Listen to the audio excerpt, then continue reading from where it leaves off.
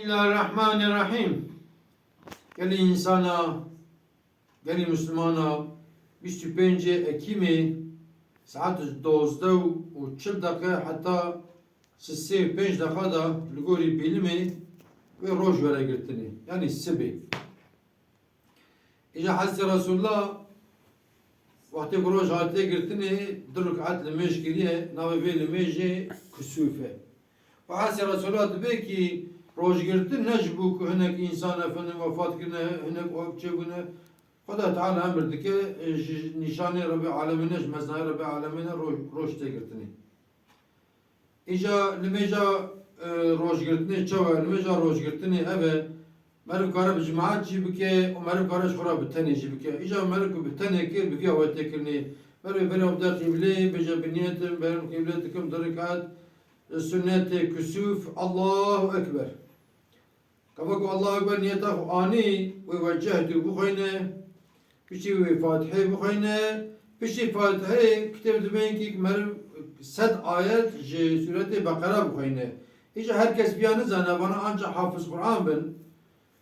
İşte normal bir şur sureteki bu khayne o bu sureti hoji kavaku khayne bi Allahu Ekber ve her rükû'i. Kava çu rükû'i dvirda merv rükû'a o direj bike merv hatta karbette cara yazda cara beraberjin. Bir şey be Semihallahu limen hamide ve desev dene serevdu. Kava desev sadhane serevdu bile ve disa Fatiha bukhayne ve disa suretteki dine bukhayne ve disa beje Allahu Ekber ve her rükû'i.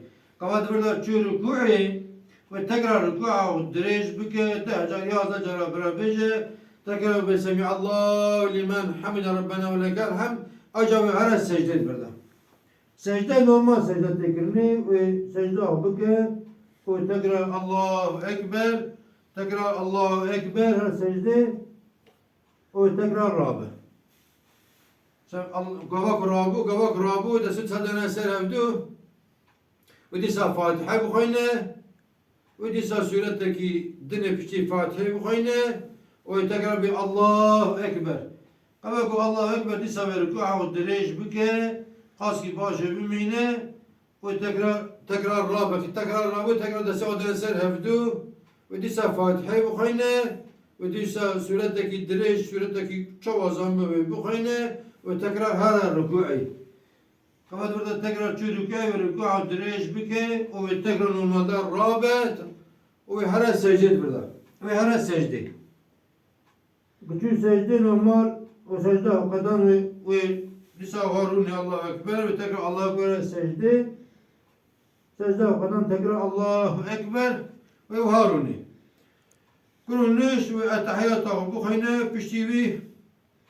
Ve selam ede. Esselamu aleyküm ve rahmetullahi ve berekatuhu. Esselamu aleyküm ve rahmetullahi ve berekatuhu. Selamu ağda cavdesi beke ve şur dua beke. Ki çiçe lazım be ve dua beke. Nekhoşe bin, deyne bin, sıkıntıya bin. Vesaire, jgu huzira khu, jgu hazira milleti khu vesaire. Emme şur dua beken. Amin ya Rabbel alemin. El Fatiha. Al mecavi eve. Untebe minin khayru khoşeda. Untamam amaneti khudabe.